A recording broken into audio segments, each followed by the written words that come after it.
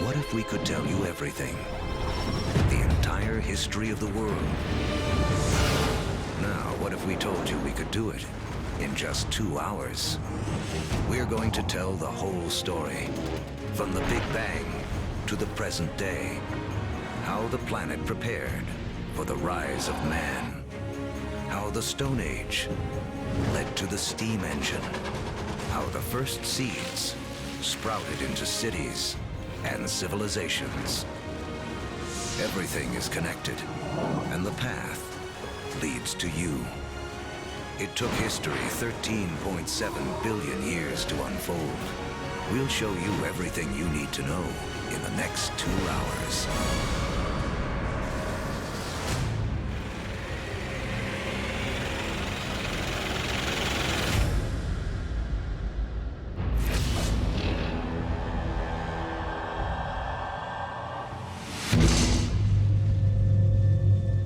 This is our infant universe. Everything that will ever exist, everything that will ever happen, all begins here, within this tiny bundle of energy, smaller than an atom. And right now, history as we know it is about to mysteriously begin. For reasons we may never know, our universe suddenly erupts.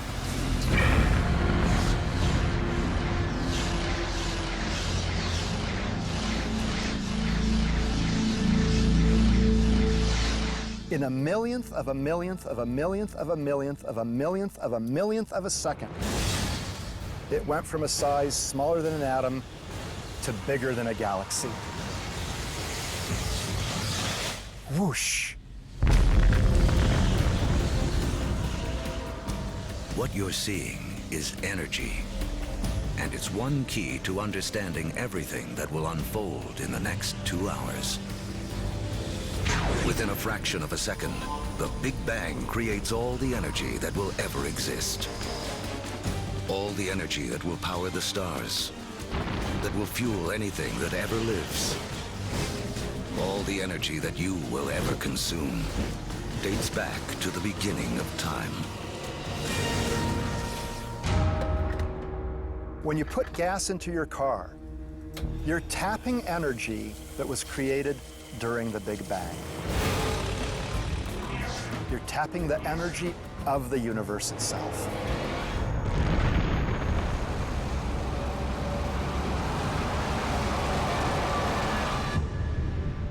We're only a few minutes into our 2-hour journey, but already 380,000 years have passed.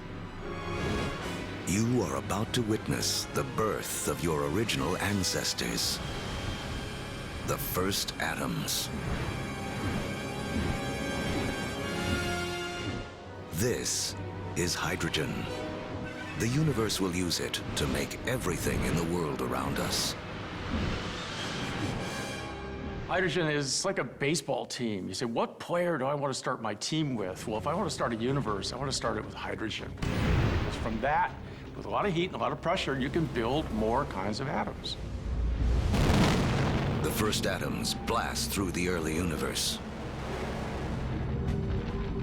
And luckily for us, they don't spread out evenly.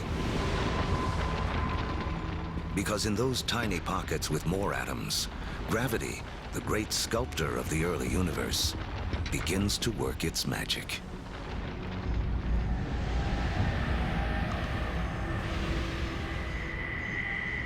The first galaxies are beginning to form, revealing a timeless secret of the universe.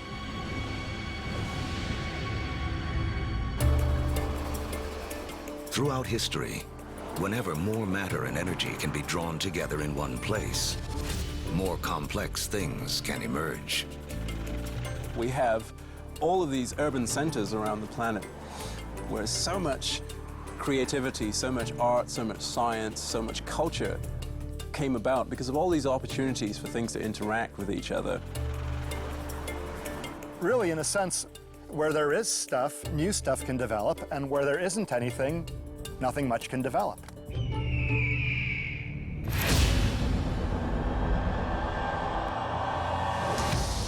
300 million years after the Big Bang, inside of forming galaxies, gravity continues to squeeze together clouds of gas and dust, causing pressure and heat to violently rise. When the temperature reaches 18 million degrees Fahrenheit, hydrogen atoms slam together, creating a new element, helium, and radiating bursts of energy. The first stars are born. Suddenly, there were these new beacons of light shining forth, pouring energy into the universe. Let there be light. But something is missing from this early universe. There are billions of stars, yet not a single planet. To form planets, and eventually people, to take the next leap that would make all of history possible, the universe needs more to work with than just hydrogen and helium. The complicated elements, the heavier things that we build stuff out of, for example, iron or life built out of carbon and things like that, they're actually manufactured in stars. We may see stars like our own sun as sources of light, but there is something bigger happening deep inside. Stars are element factories. They fuse hydrogen into helium, helium into lithium, forging 25 of the most common elements we'll need to live, including carbon, oxygen, nitrogen, and iron. So, more than 12 billion years ago, stars are already creating the element that will spur the Iron Age, allow for the building of cities, and the creation of some of mankind's most famous monuments. But a look at the Statue of Liberty reveals the next challenge awaiting the early universe. While the statue's frame is iron, her skin requires an element too heavy to be made in stars.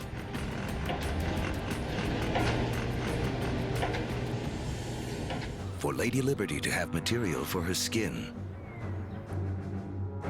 for there to be gold for wedding rings, or uranium for nuclear reactors, some elements had to be created another way. Stars don't have enough energy to do the job. But if the element factory isn't powerful enough, how about blowing up the factory? Just a few million years after the first stars formed, some of them exploded. Wham! These explosions, known as supernovas, are the biggest blasts in the universe since the Big Bang, providing the extra boost of energy needed to fuse heavier elements. In the fiery blast of their own destruction, stars create uranium, gold, all the rest of the elements that will fill our world, including copper. The periodic table of the elements is really sort of a library of matter in the universe. Those are your building blocks. Everything is coming out of that particular chemistry set.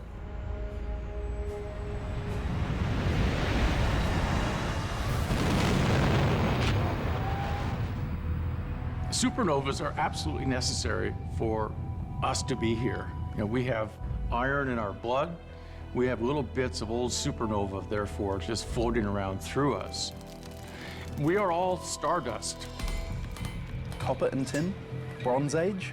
Without supernovas, there's no Bronze Age. Go to any supermarket and buy a multivitamin.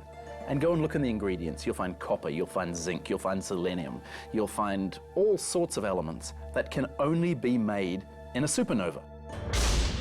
The elements made by stars will become the seeds of life on Earth and the drivers of human history. But the journey has just begun. Before there can be life, the universe has to build us a suitable home.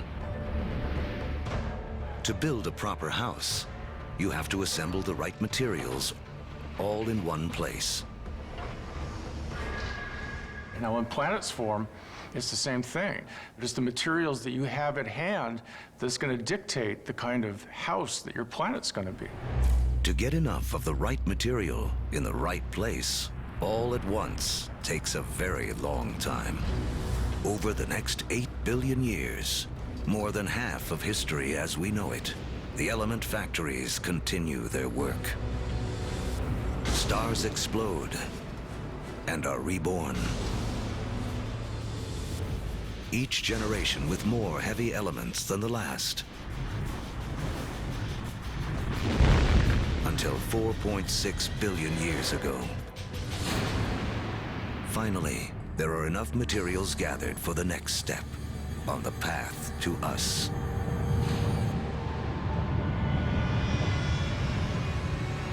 A new star is born. This is our sun. It's so massive that it's gathered up 99.9% of the gas and dust in the solar system. But there's still just enough left behind for gravity to build some other things, like planets. The third one out from this star will be our home. By the time Earth emerges, just over 4.5 billion years ago, 2/3 of the history of the universe has already passed. The first sunrises sweep across a foreboding alien planet. A world spinning so rapidly that a day lasts only 6 hours. When you go back to the early Earth, right after the planet formed, you really have to think of the Earth as another planet. The sun would have looked out over a hellacious scene of just molten lava. In places, you would see rafts of black volcanic rock. Within the liquefied rock, the elements are all in a jumble. Something has to bring order out of this chaos. And once again, that something is gravity. Lighter material drifts toward the surface and forms a solid crust, while heavier material sinks toward the center, forming a molten iron-nickel core. This churning liquid metal creates a magnetic field that reaches out into space. Like a force field, it will protect our future home from the sun's deadly charged particles. Soon, this magnetic field will allow for life to grow, and later, guide the explorers who will connect two halves of the world. But for all this to unfold, the Earth will need a critical partner.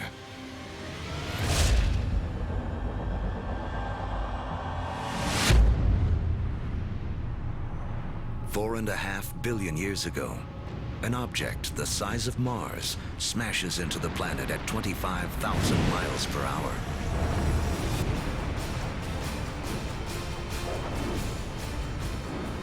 Earth swallows up much of the impactor.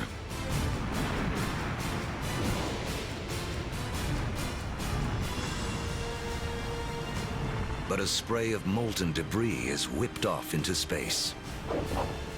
Within as little as a year, gravity gathers this debris into a secondary sphere in orbit around the Earth, where it has been ever since.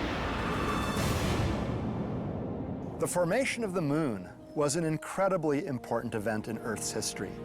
And in fact, its creation over 4 billion years ago is really important to the Earth's climate today. The moon keeps Earth steady. Its gravitational pull prevents the planet from wobbling, saving us from wild climate swings. And the collision that formed the moon leaves Earth tilted on its axis, giving the planet a key ingredient to life: seasons. Having seasons is very, very important for the evolution of life on the Earth. And having some stability in the tilt of those axes, that's very, very important also for maintaining life on the Earth.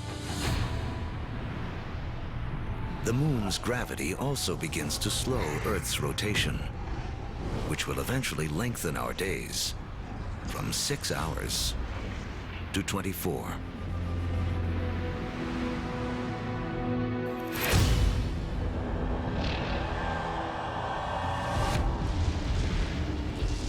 4.4 billion years ago. It's too hot on Earth for liquid water to exist, but there's water vapor, steam in the atmosphere. The trick is how to get it out of the sky onto any world where you hope to have life. A little rain must fall.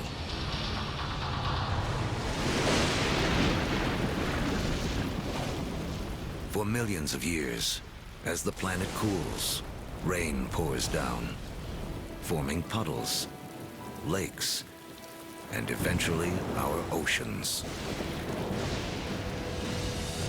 By 3.8 billion years ago, our planet has a moon and permanent oceans. But it hardly resembles the place we now call home. To become the stage for all of human history, Earth needs an oxygen-rich atmosphere, fertile continents for people to discover and develop. Who will create our modern world? There's a trillion of them crawling on your skin right now.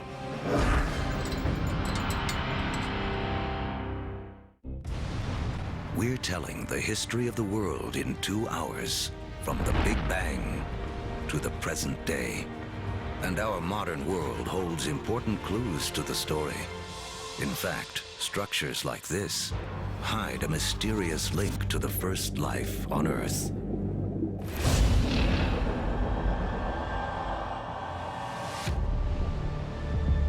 $3.8 billion years ago, beneath the surface of our primeval oceans, a revolution is taking place. 6 simple elements, including hydrogen from the Big Bang, and oxygen, carbon, and nitrogen created by stars, have combined to form the key substances that will make up all life, including us. The most spectacular is DNA. Within its spirals hide the secret codes of life. 700,000 years after the planet first formed, life on Earth begins. We stand not on the shoulders of giants, but of tiny organisms, bacteria. We're very egocentric. We think that we animals run the world, but in fact, we are very late entrants. It was an empire of bacteria long before animals. Animals come along, and we like to think that we wiped out that empire. Well, we would be dead if we wiped out that empire. I have within me an entire zoo of bacteria. In fact, each one of us has more bacteria living in our bodies than there are people on the planet. For billions of years, microbes like these will have Earth to themselves. Like our infant universe, the first life is small, simple, and full of possibilities. The secret of how it explodes into all the incredible forms we see today, including us, goes back to the beginning of time. As we've seen, all the energy that will ever exist was created in the Big Bang. All creatures need to grab their share of this energy to survive. The more we harness, the more efficiently we use it, the more complex we can become. And almost all of our share of the Big Bang's energy is beamed to us by the sun. 2.5 billion years ago, some very special bacteria figure out how to consume the sun's energy to live. In doing this, they also create the most important waste product in the history of the world: oxygen. Soon, oxygen will remake our world. But first, it has another important job to do. Earth's ancient seas are full of iron particles, and everyone knows what happens when oxygen meets iron. Here I'm a little bacterium. I've produced this oxygen molecule, and here's a big piece of iron clump. I rust it. This rusted iron collects on the seafloor. Billions of years later, these huge deposits will be raised up to become major sources of the world's iron and steel. It was these iron deposits that later on drove the Industrial Revolution. In this way, the Brooklyn Bridge and the other early landmarks of the Industrial Age are a direct link to some of the first life forms on Earth. Once there's no more iron left in the sea to rust, these ancient bacteria have a mission to complete. They create so much oxygen that it fills the oceans and escapes into the atmosphere. And from then on, we have a very different planet from all the other planets in the solar system. Now, life takes a giant leap. For the first time, some bacteria learn to live on oxygen. Every human breath is a ritual, 2.5 billion years old. Life tends to stick with what works, even over the course of billions of years. Oxygen is a game changer. By taming its power, life has found a better way to energize itself. 20 times more efficient than anything used on Earth before. What life does with all this new energy will be the story that leads to us.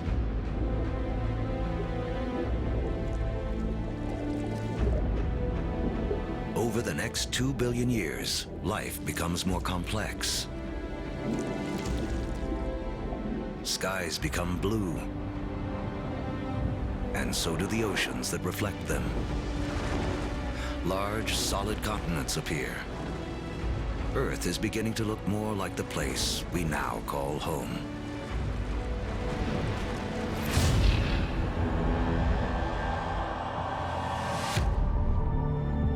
$550 million years ago, as the planet celebrates its 4 billionth birthday, oxygen levels in the atmosphere have risen from next to nothing to as much as 13%.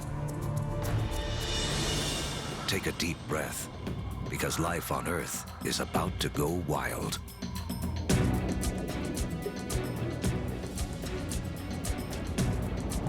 This is the Cambrian explosion, biology's version of the Big Bang. Right after you have abundant oxygen, you get size and complexity, and oxygen lets you do that. It's in this breathtaking span of roughly 30 million years that most of the major animal groups evolve. By 500 million years ago, the first bony fish have evolved in the seas. These fish are our direct ancestors. Though they look nothing like us, they evolved the body parts that will make our own bodies possible, including a spine and a mouth with jaws and teeth. We owe a great deal to our fish ancestors. In fact, all vertebrates today really represent modifications of the original fish body plan. For the first 4 billion years of Earth's history, plants and animals have stuck to the seas. But that all begins to change. With oxygen comes an ozone layer, protecting us from dangerous radiation. Plants make the move first.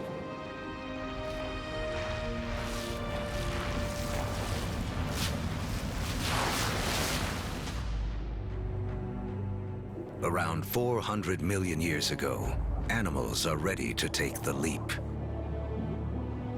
Among the first ashore are the amphibians, whose descendants will include us. The most amazing thing about animal evolution ever, for me personally, is that moment that first amphibian walks out of the primeval ocean onto land and takes a big gulp of air. Kind of like great-great-great-great-great-great-grandpa coming out of the ocean and seeing this fantastic world. And it's like, hey, I can live here. Look at those trees, look at those bugs. There's food here, I can do this.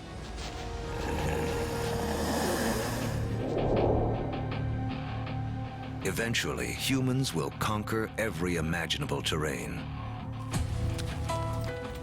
But before we can do that, our ancestors must first cut their final tie to the water.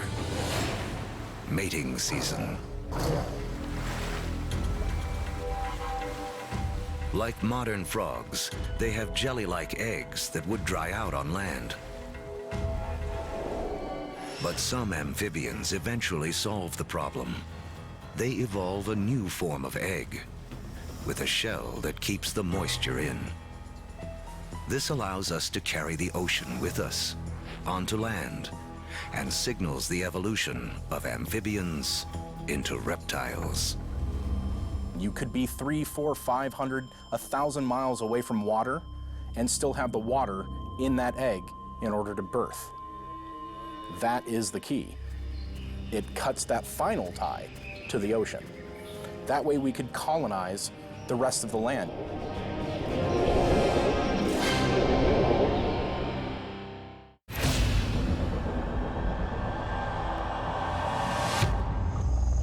$300 million years ago, life flourishes in massive tropical swamps where planet Earth is cooking up a surprise.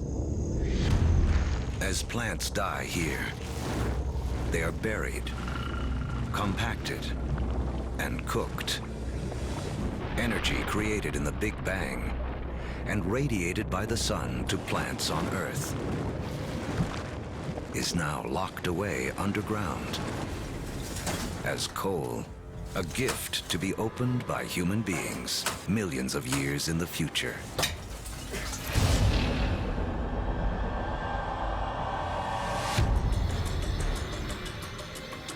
$250 million years ago, an apocalypse unfolds. The biggest spike in volcanic activity since the early days of the planet. The atmosphere is choked with carbon dioxide, and the diversity of animal life spawned in the Cambrian explosion is stopped dead in its tracks. More than 70% of all species on Earth go extinct in the worst mass die-off in history, the Permian extinction. Extinction is a recurring character in the story of planet Earth. 5 times in the last 500 million years, some cataclysm wiped out the dominant species. It's a reshuffling of the deck that allows new creatures to take hold. New creatures like the dinosaurs. Dinosaurs will reign for the next 160 million years. During that time, the first hardwood forests appear. And after more than 4 billion years, the moon's gravity finally settles Earth into a 24-hour day. At the start of the dinosaur era, the continents are clustered together into a single landmass we call Pangaea. But now, they start to break apart. Africa separates from South America. The vast Atlantic Ocean opens up, creating what will become one of the defining barriers of human history, the gulf between the old and new worlds. The undisputed stars of the dinosaur era are animals like Triceratops and T-Rex. But there are some important creatures scurrying around their feet. If we were to trace our lineage back far enough, we would come to really small shrew-like mammals surrounded by these titans of reptile life. During that time, mammals, we were living on the fringes. We were maybe stealing dinosaur eggs, maybe just eking out an existence. So the dinosaurs kind of held us back. The biggest headline of the history of dinosaurs, which is 160 million years, is that we lost. Mammals lost. We couldn't get much bigger than a small cat. For 160 million years, all the medium-sized, medium-big, big, gigantic, and stupendous animals were dinosaurs. For that whole time. They beat us fair and square. But the deck is about to be reshuffled.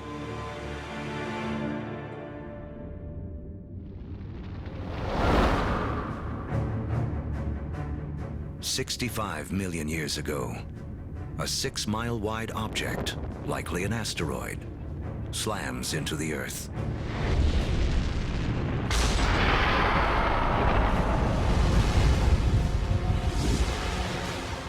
A dust cloud blocks out the sun. Temperatures plummet. Every creature on land weighing over 50 pounds goes extinct. The reign of the dinosaurs is over. The greatest gift that the dinosaurs ever gave us was dying. When they went extinct, it gave the mammals time to rise. It doesn't take long after the disappearance of the dinosaurs for the first true primates to appear. Like their later versions, including us, these mammals have evolved forward-facing eyes, allowing for accurate depth perception and flexible hands with 5 digits. They have 5 fingers, just like us, which means we can grasp things. If you think about other animals that don't have digits organized the way ours are, their ability to hold things, to manipulate objects, is much more limited. 50 million years ago, our primate ancestors are evolving on a planet that is warming. It's so hot, there are jungles at the poles. As the continents drift, the Americas and Africa have almost fully taken shape. But in northern Africa, modern-day Egypt is submerged beneath an ancient sea. On the floor of that sea live small shelled creatures called nummulites. Their shells, made of calcium and carbon, pile up on the sea bottom over millions of years, where they form into limestone. Limestone that will be used to build the Great Pyramids.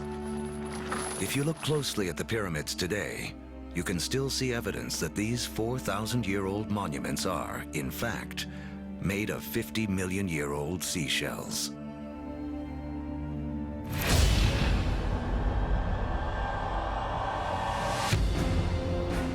By 10 million years ago, Earth is morphing into a world most of us would recognize.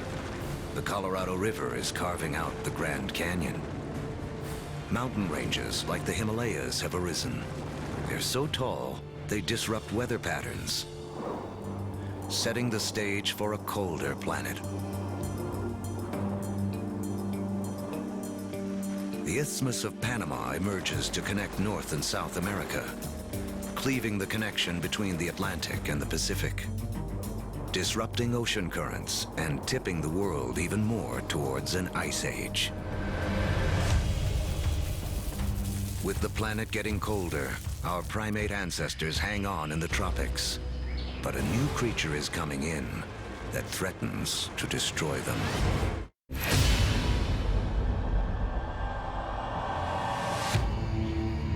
"7 million years ago, our primate ancestors lived safely in the trees. But their neighborhood is about to be invaded. This newcomer will have as profound an effect on human history as any other living thing on Earth. It seems almost impossible to believe, but one of the most important things that will lead to the emergence of us is the emergence of grass. The grasslands appear almost simultaneously around the world. We get the African savannas. We get the Eurasian steppelands. We get the North American prairies. We get the great grasslands of Argentina, appearing simultaneously around the world. In eastern Africa, grasslands invade the traditional woodland habitat of our ape ancestors. With fewer trees and greater gaps between them, our ancestors have to adapt. Apes notice that there's more and more apes in the same tree and less food, increasing incentives for apes to go from one patch of food to a different one separated by grasslands. Now, one way to do it is to run like hell. The other way to do it is to extend one's food sources into the grasslands and seek out the foods that are available there. And so, some apes make the move down into this stark new habitat. It's a landscape better suited to primates that can walk on two legs, keeping their heads up above the tall grasses to watch for predators. Standing on 2 feet is a revolutionary advance because it frees up our hands. Hands we will need to shape human history.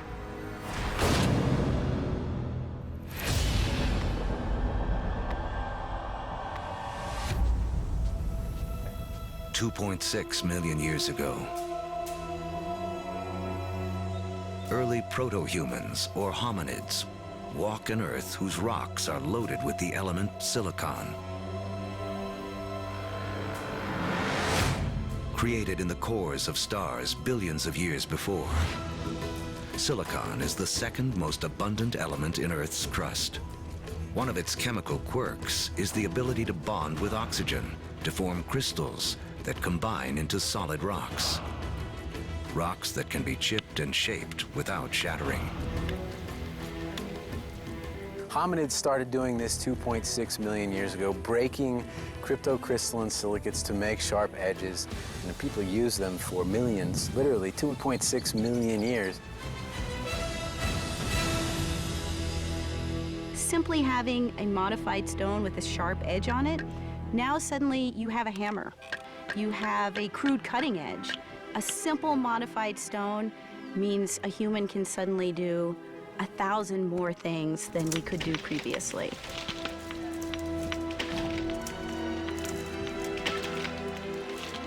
That little extra bit of technology enabled our ancestors to persist and eventually turn into us. Silicon launches the first technological revolution, the Stone Age. Millions of years after it powers our first handheld devices, another chemical quirk of silicon will make it the height of technology once again. The next leap towards becoming truly human relies on a little-known secret of our home planet. In the known universe, it turns out Earth may have a rare and special power.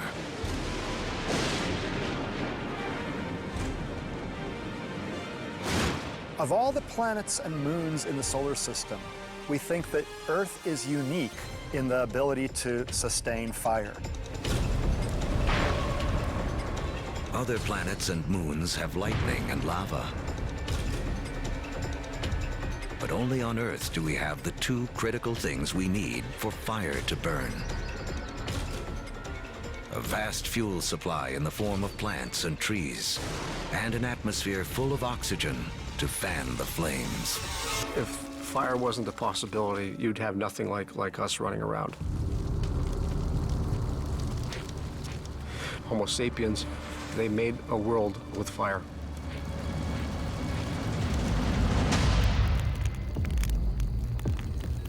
Our ancestors have fire firmly under control by 800,000 years ago. It's a skill that connects us back to the very beginning. Remember that all energy was created in the Big Bang, and all life is in a competition for our share of this energy. Using fire to cook is like having an external stomach to break down foods, releasing more calories, giving us more energy, which in turn allows us to support bigger brains. Fire is also the ultimate gateway technology. We will soon use it to turn clay into pottery, metal into weapons, water into steam power. If you don't have fire, you can't have the internal combustion engine. No fire, no metal. No fire, no rubber. It's a technology that opens a world of possibilities for creatures that know how to use it.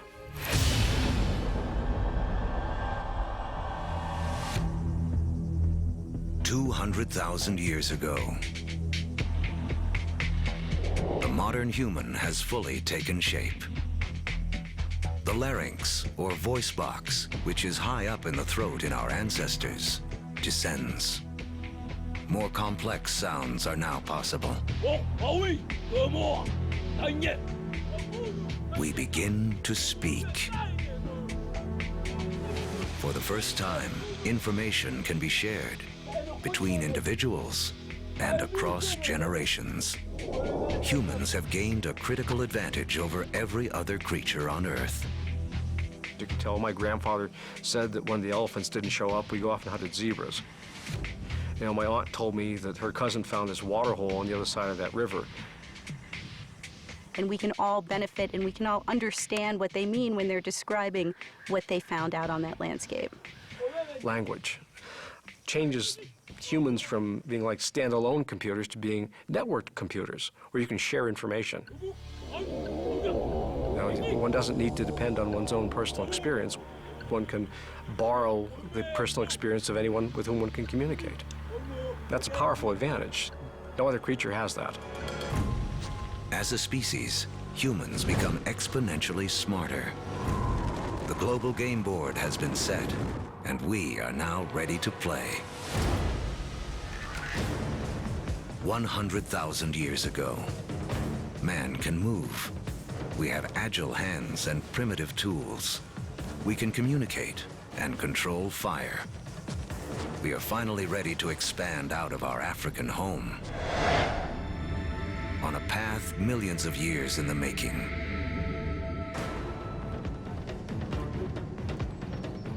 Shifting continents have linked Africa and Eurasia into the largest contiguous landmass on Earth, Afro-Eurasia.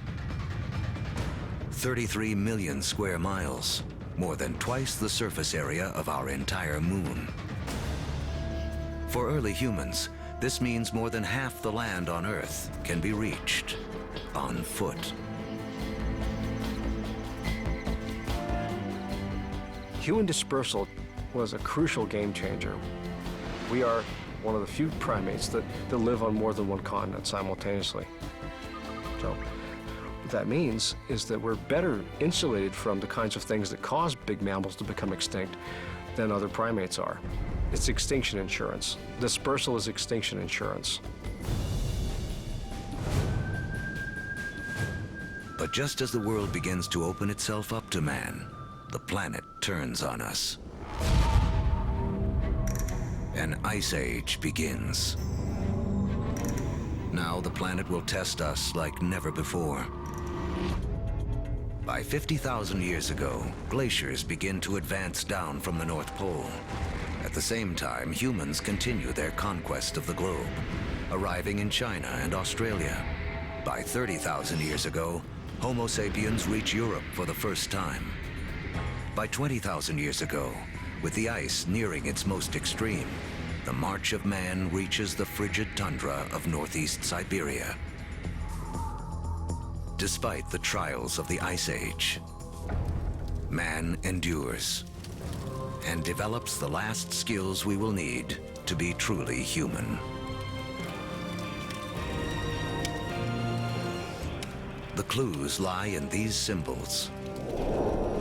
We have taken an intellectual leap to think beyond the here and now, beyond what is simply needed to survive.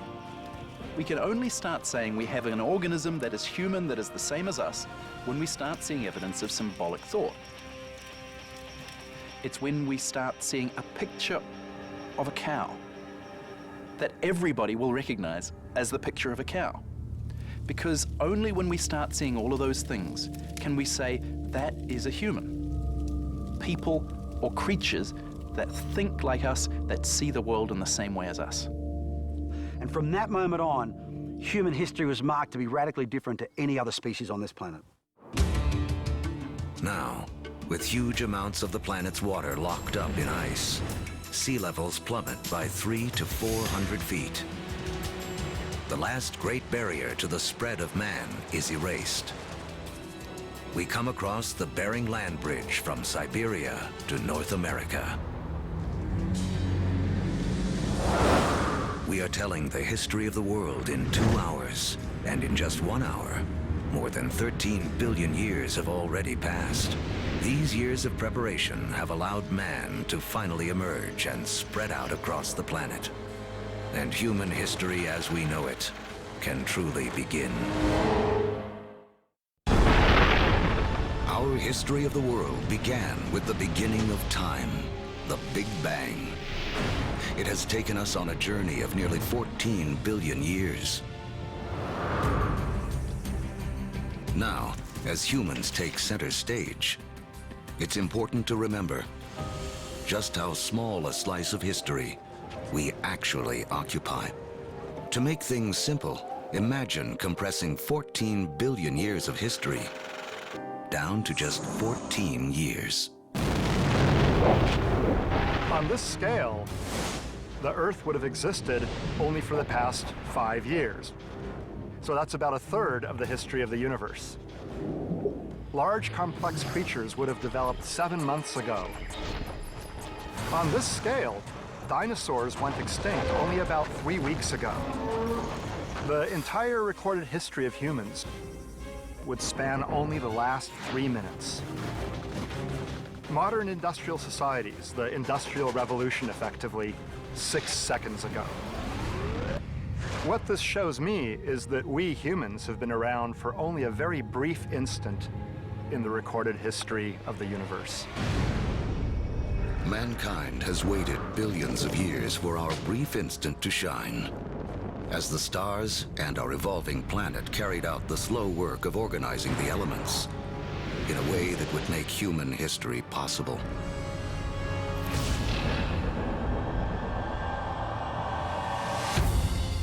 It's 10,000 BC, less than 100,000 years after expanding out of Africa. Man has reached South America. Humans have met the adversity of the Ice Age head-on, and rather than die off, we have adapted, become even more intelligent.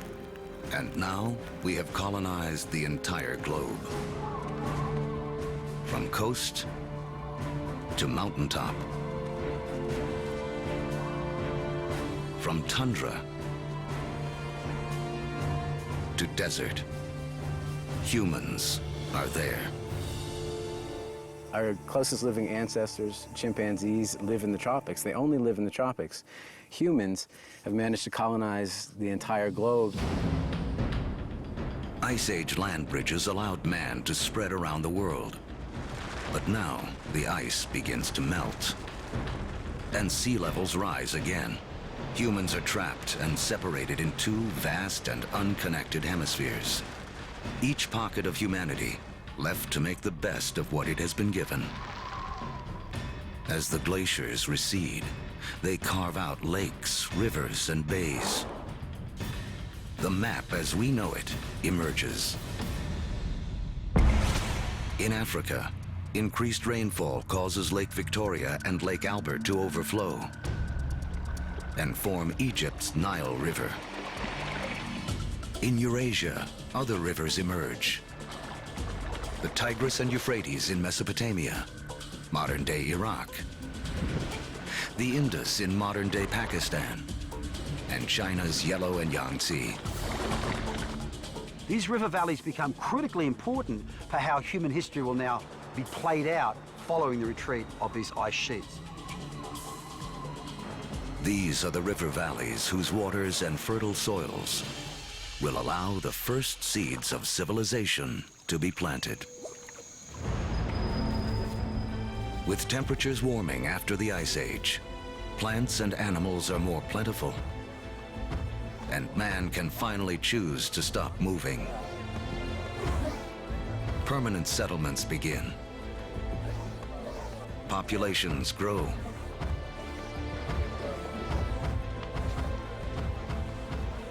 With more mouths to feed, our ancestors have to get clever. They had to find a way to increase the amount of food they could get from the surroundings. Now, one discovery forever changes the planet and the path of mankind. We learn to plant seeds. And the seeds we sow come from the same plants that millions of years earlier spurred our evolution from ape to man. The unheralded hero of human history, grass. A grass seed is tiny, right? It's no food. I can hunt a bison or I can take grass. I'm gonna hunt a bison, right?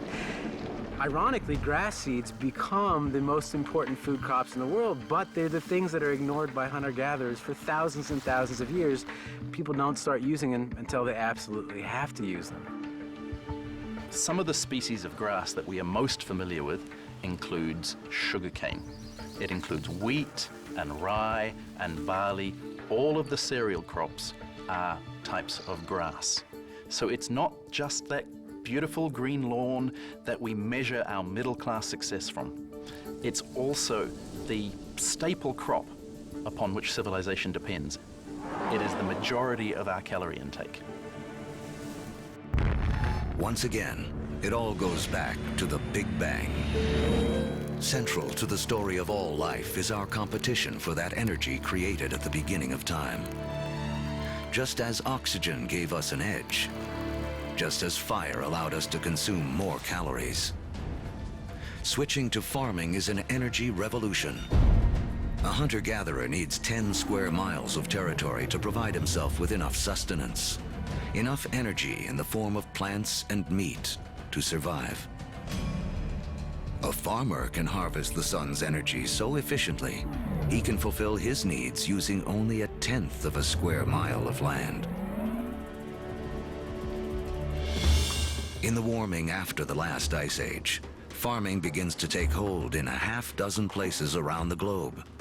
But by the fortunes of geography, no place in the ancient world has a better concentration of plants and animals that can be domesticated than the Middle East's Fertile Crescent. In the Middle East, we have this remarkable convergence of species that seem to have been susceptible to domestication, both plants and animals. In terms of animals, we're talking about cattle, pigs, sheep, and goats. In terms of plants, 2 varieties of wheat, rye, barley, lentils, figs, all in this very small part of the world. Unlike the Fertile Crescent and the rest of Afro-Eurasia, places like sub-Saharan Africa and the Americas have very few wild species that can be easily domesticated. It's a critical difference. People blessed with the right mix of plants and animals will become more powerful and get a massive head start on the road to the modern world.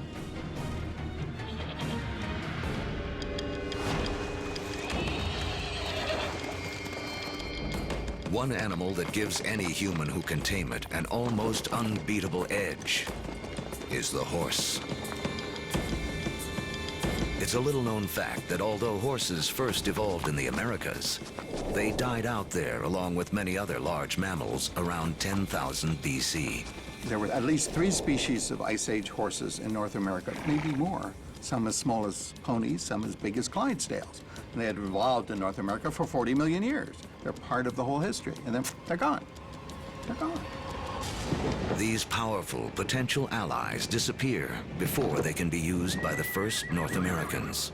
Fortunately, before that happened, large numbers of horses escaped back across the Bering Strait land bridge and spread out across the great grasslands, the steppe of Central Eurasia. A narrow escape that had a profound effect on human history. Around 4000 BC, nomadic people in Central Asia learned to tame them for the first time. Domesticated horses will be harnessed across Eurasia, advancing everything from work to warfare. Perhaps no other animal has had a bigger influence on the course of human history. And the circle wouldn't be complete for another 5,000 years, when Christopher Columbus would bring horses with him on his second voyage to the Americas. His horses would be the first to set hooves in the Americas since the Great Die-Off over 10,000 years earlier.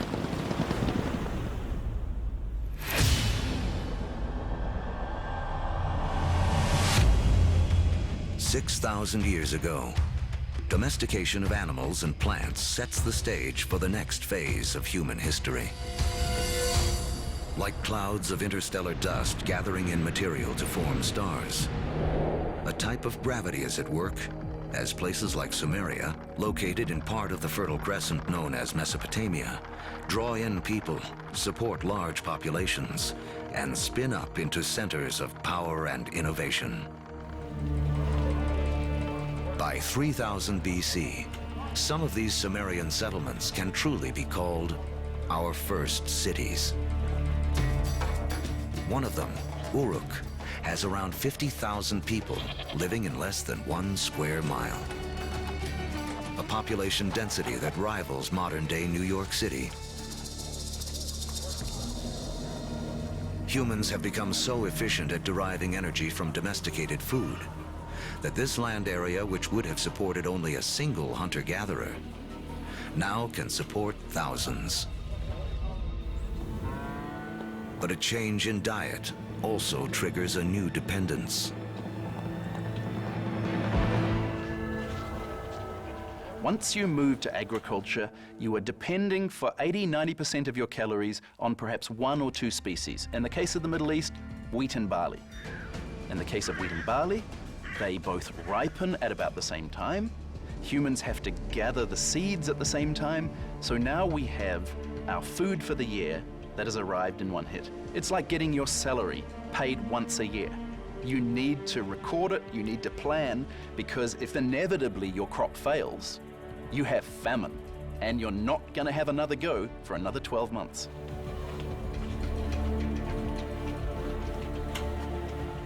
In these first cities, crops are king. To keep track of them, our ancestors developed the first writing. To protect them, the first armies. And to administer them, the beginnings of politics. When you have hundreds or thousands of people who are living together, there's simply too many people to sort of run around and create a census. It creates a need for government. It creates a need for some form of social and political hierarchy. Planting seeds has set man on a new path. Settlements have grown into cities. But to take the next epic step from city to civilization, we'll need the help of a very surprising creature.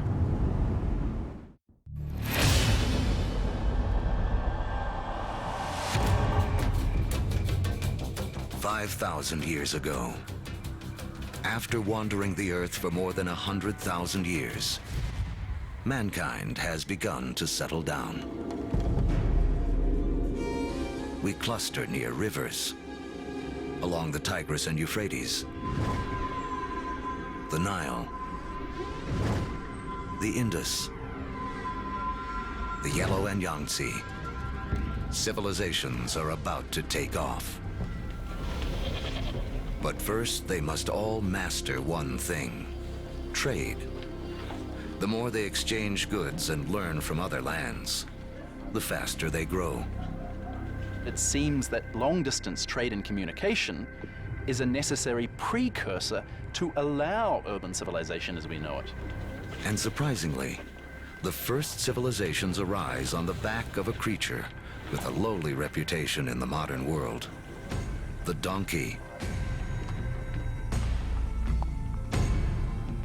The donkey caravan is the interstate highway and high-speed internet of its day. Their routes will lay the groundwork for the modern world. Moving not only goods like timber and bronze, but ideas and stories. The civilizations they connect will be some of the first described in the Bible. The caravan routes converge at the Persian Gulf, where they link up with ships that carry goods to India. It essentially brought these civilizations together into great cultural and material exchange, and really was the beginning of the trend towards globalization. It is a key to understanding how our world works to this day. Just like the first civilizations, we trade and form networks. These networks form hubs. And throughout history, being at that hub has meant one thing. The amount of ideas, the amount of cargo that passes through a region seems to have a direct correlation to how powerful and important they are. By 2000 BC, humans have gone from humble huts to massive monuments. In Africa, great pyramids arise on the banks of the Nile. The first stages of Stonehenge rise up in ancient Britain. And back in Samaria, artificial temple mounds called ziggurats climb ever higher toward the heavens. To cement these massive structures together, the builders of Samaria turned to a substance that oozes from seepages along the Euphrates River. It's called bitumen. Used as asphalt in the modern world, it is the first petroleum product to be exploited by mankind. While bitumen is highly prized, the lighter, thinner substance oozing from the ground along with it is considered a nuisance by the ancients because it catches fire so easily. The ancients call it naphtha. We call it gasoline. And it's one of the first indications of the vast oil fields that will one day turn the cradle of civilization into a center of wealth and warfare. The legacy of these first civilizations can be seen in surprising ways. The Sumerian counting system was based on the number 12 rather than 10, which is why we divide our days into two 12-hour blocks, our hours into 60 minutes, and our minutes into 60 seconds. The Sumerians also likely invented the wheel, which eventually leads to another innovation that will change the course of man. The chariot.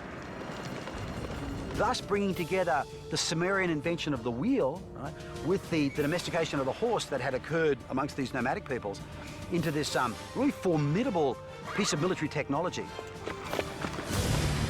Around 1200 BC, a chariot-driven clash of civilizations cuts off trade routes for copper and tin, the metals we need to make bronze tools and weapons. But luckily, the stars have made us an alternative: iron. Now, metalsmiths make a crucial discovery. By working at higher temperatures, they can release the power of this ancient metal. Easier to sharpen and 700 times more common on Earth than copper. It is a game changer. Humanity enters the Iron Age.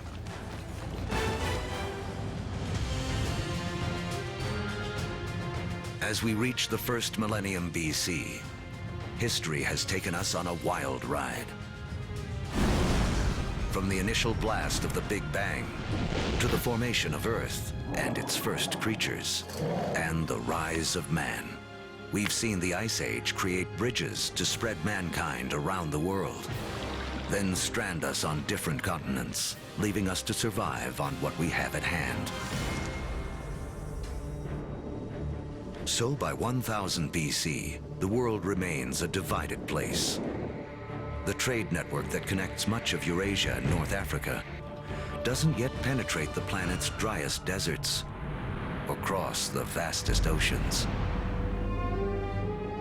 Cut off by geography are people in places like sub-Saharan Africa and the Americas. With few easy-to-domesticate plants and animals of their own, they remain tied to more ancient ways of life.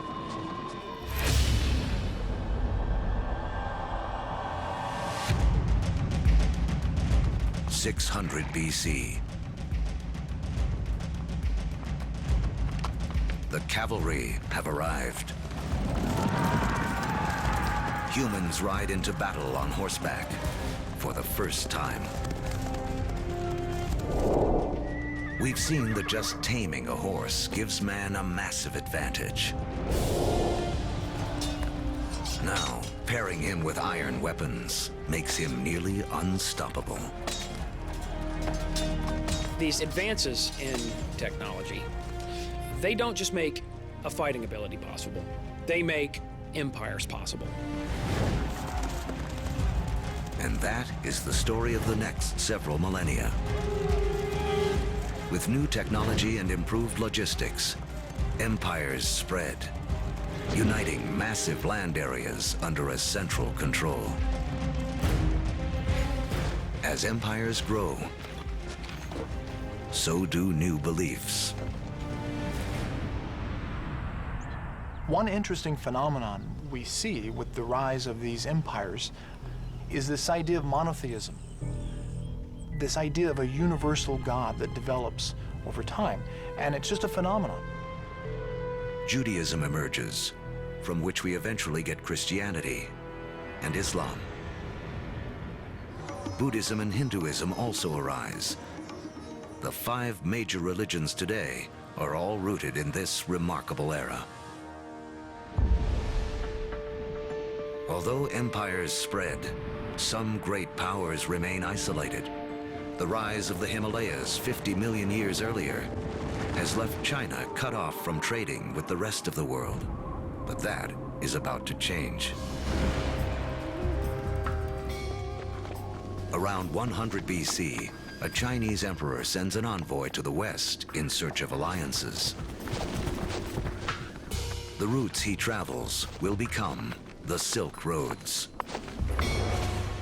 a massive trade network that connects China across Central Asia to the Roman Empire. China has joined the world.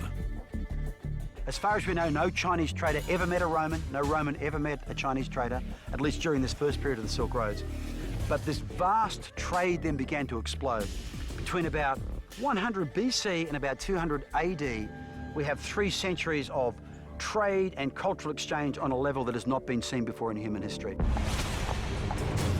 But this new human network also unleashes hidden dangers.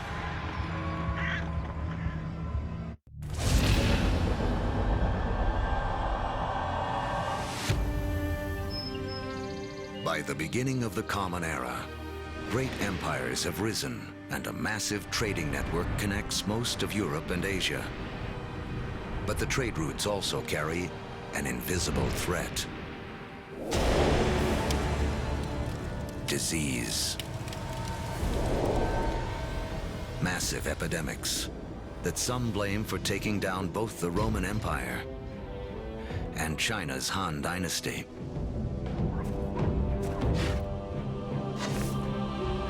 But these networks also lead to the spread of religion.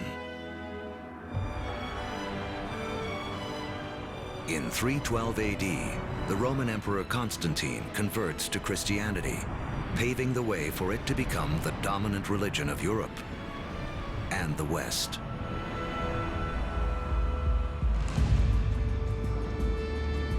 Three centuries later, Islam also emerges. A religion that will, for a time, unify a territory 2.5 times larger than Rome ever was. Arab trade will drive innovation for the next 1,000 years and expand the global network to places it has never gone before. The Arabs are sitting in the middle of Afro-Eurasia. There are Arab traders who are sailing off to China. There are Arab traders who are traveling all the way to the Atlantic Ocean. So they are sitting in the middle of the hub. One secret to Arab trade: the camel. A creature whose ancestor, like the horse, escaped across the Bering Land Bridge out of North America. A caravan of 6 camels can lug as much as 2 tons of cargo as far as 60 miles a day, twice the load of a donkey caravan in half the time.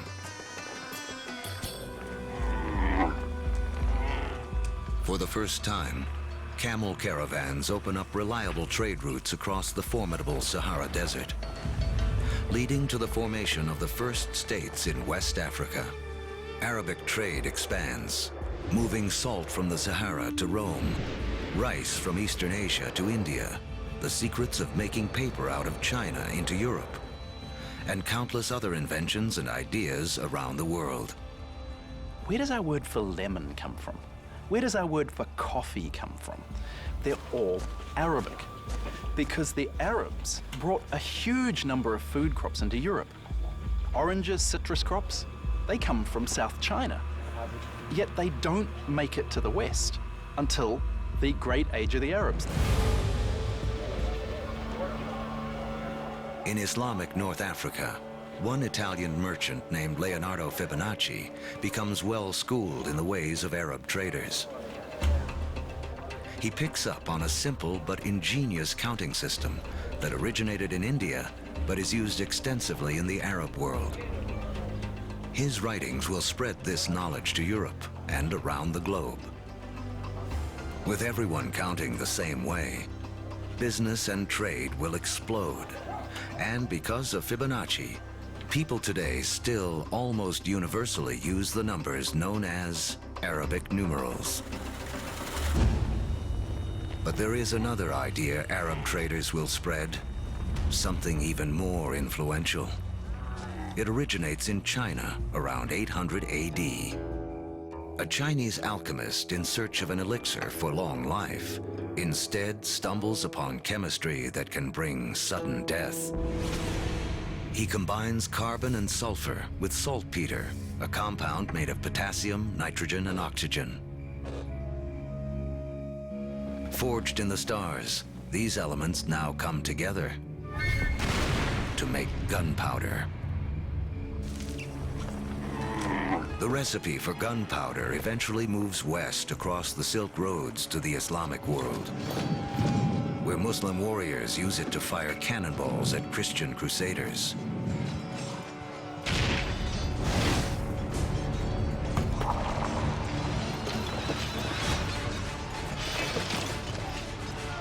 Europeans pick up on the idea, embracing and perfecting gunpowder weapons.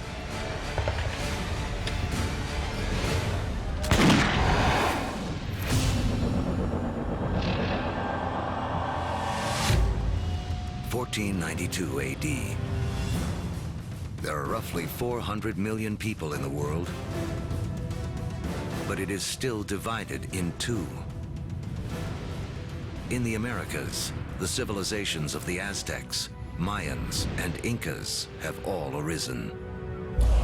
While halfway around the world, in the aftermath of the fall of Rome, Europe has cracked like an egg into individual states.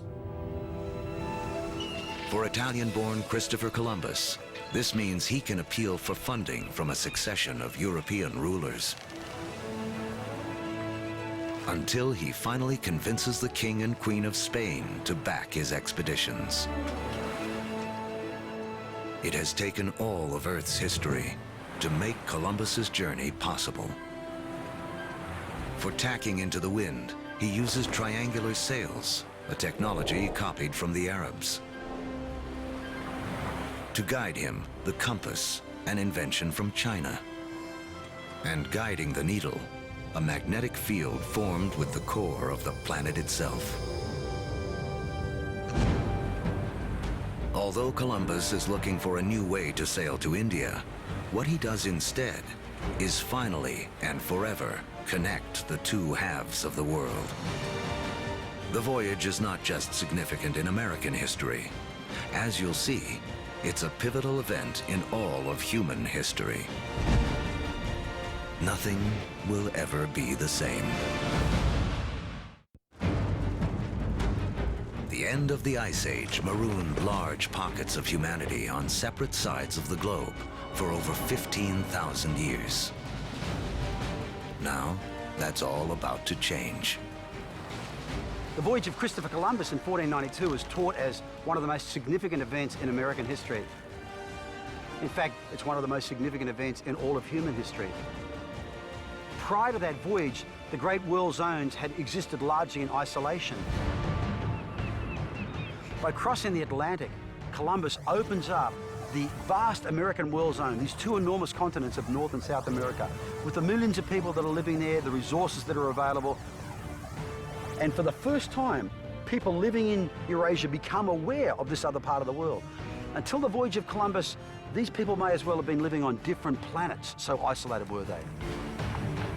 A trade network that started with the first civilizations connected Europe, Asia, and Africa, now reaches across the Atlantic. In this vast new global network, new hubs will form. And once again, power will shift. For most of the last 2,000 years, Europe hasn't been that important. Then we get the age of Columbus, and what do you know? This is exactly the time where we see the rise of the West. This is when the West starts taking over, when it gets itself smack bang in the middle of the biggest exchange network the world has ever seen.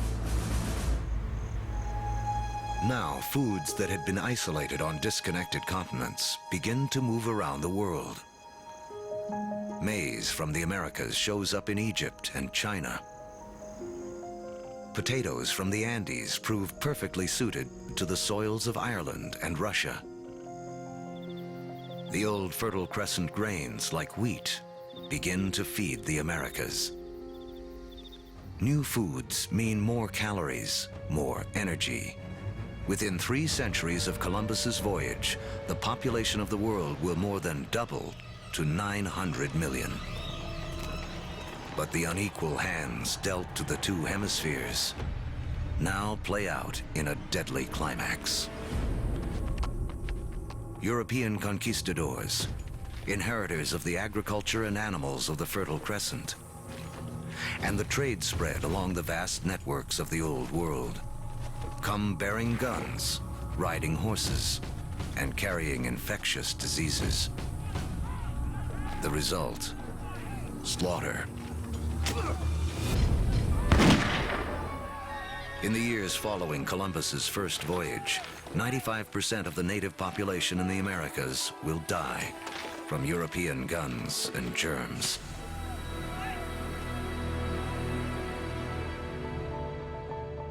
Once the hemispheres are connected, nothing can ever be the same.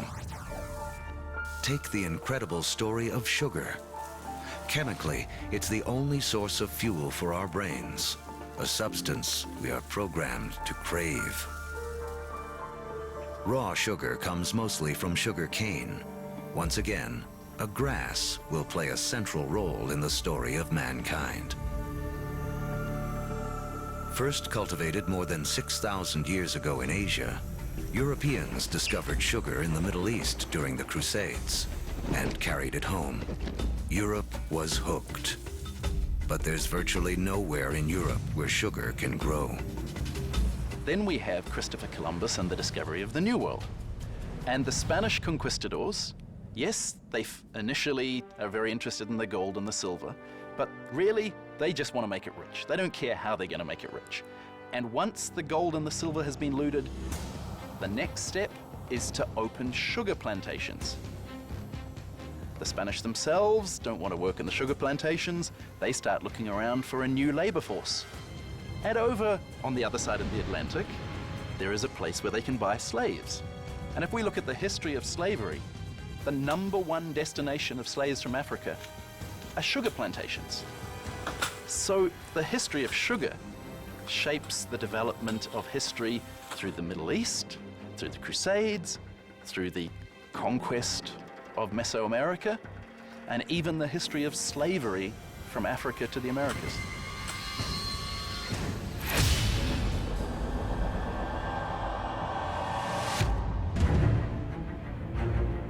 In the year 1700, mankind has hit a wall. Most humans continue to live simple lives, more like our ancient ancestors than our own. When you think back to the world in 1700, most people were farmers, most people practiced small-scale subsistence agriculture, most manufacturing was done in workshops. In 1700, it takes over a year for cargo and information to circle the planet. Longer than it would take us today to get to Mars. What's holding us back is how we power our lives. In Egypt of 2000 BC, 90% of all work was done by human muscle, with animals kicking in the rest. By 1700 in Europe, the majority of work, 70%, is still driven by human muscle. Muscle power alone can't clear the path to the modern age. But there's a breakthrough hidden deep within the Earth. As our history of the world in 2 hours races towards a close, mankind has hit a wall. Human progress is stalled by the limits of our muscle. To break through, we'll need a new way to power our lives and the entire history of the world. Remember that billions of years ago, iron from exploding stars was gathered up into planet Earth during its formation.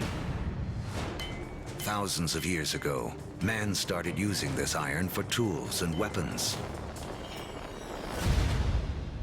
To keep our forges burning, we began cutting down our forests. Now, 300 years ago in Britain, iron is in high demand, and the trees are running out. The British need a new source of fuel, and thanks to the decayed remains of ancient ferns, they have one. Coal. But coal itself won't power mankind into the modern world. There's one more fateful twist in the story. As the quest for coal takes miners ever deeper into the ground, water begins flooding the tunnels. To pump out the water, a new invention is needed. In 1712, Thomas Newcomen produces a pump powered by burning coal and driven by steam. Newcomen's machine is the first practical steam engine. It is this combination, energy and engine, fuel and machine, that will free man from the limits of his own muscle and change the world. The Industrial Revolution begins. Along with political revolutions in America and later France, this technological revolution forever transforms the landscape of the world. And before long, the Atlantic world has become the new economic, therefore cultural, therefore political, therefore military leader, and will utterly dominate global geopolitics from that moment to this. Trains thunder across the countryside. By the 1870s, the internal combustion engine has arrived, and the Germans invent its killer app, the automobile. Oil, the substance which the ancients considered too flammable to be of any use, becomes the most important commodity on the planet, fueling even more innovation. The telegraph and telephone move messages at lightning speed. With electricity, mankind reclaims the night from darkness. The hub of power has shifted. In 1800, Europeans and their descendants controlled 35% of the land on Earth. By 1900, they control 85%. By the 20th century, fossil fuels and the internal combustion engine have amplified everything, including warfare. That technology meant that military power and military conquest was something that could be international in a way that it had never been before. In the 20th century, almost 3 times as many people are killed as a result of war as in the previous 2,000 years of human history combined.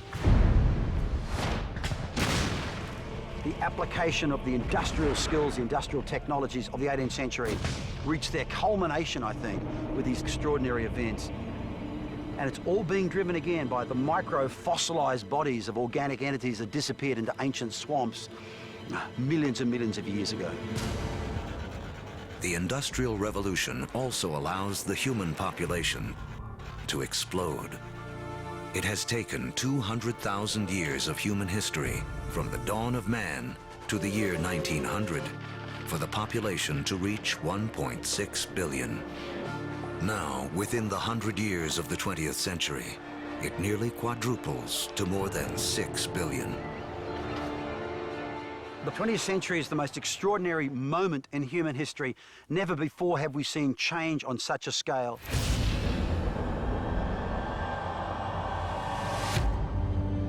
Today, humans number close to 7 billion. We are the dominant players on the planet. We have learned to harness 50,000 times more energy than our ancestors just 10,000 years ago. This energy drives our fast-paced lives and a literal worldwide web, a network that, as we have seen, has been in the making for as long as humans have walked the Earth. Our 2-hour story is coming to an end. A story that really began 14 billion years ago with a tiny universe where everything was all in one place. Then the Big Bang. All the energy that has ever existed created in an instant. Gravity sculpted our universe. For billions of years, stars and supernovas created all the elements we would eventually need. Then an extreme Earth took shape and settled into just the right conditions to support life. As the planet evolved, life competed for energy and grew more and more complex. Eventually, the conditions were right for our species to rise. We mastered stone and fire. When the Ice Age came, we spread around the planet. And when the ice melted, we were stranded on different continents. We learned to bend plants and animals to our will. We built cities, then civilizations. We created a vast network that linked empires, joined continents, then crossed oceans. Just when it seemed we had reached our human limit, we found the energy and technology to carry us into the future. On Earth, the seeds of the past have bloomed into a present filled with energy and creativity. The stories of billions of lives have played out against the backdrop of a universe almost too vast to comprehend. In everything that we do, in all that we are, we remain living monuments to the past as we continue to make history every day.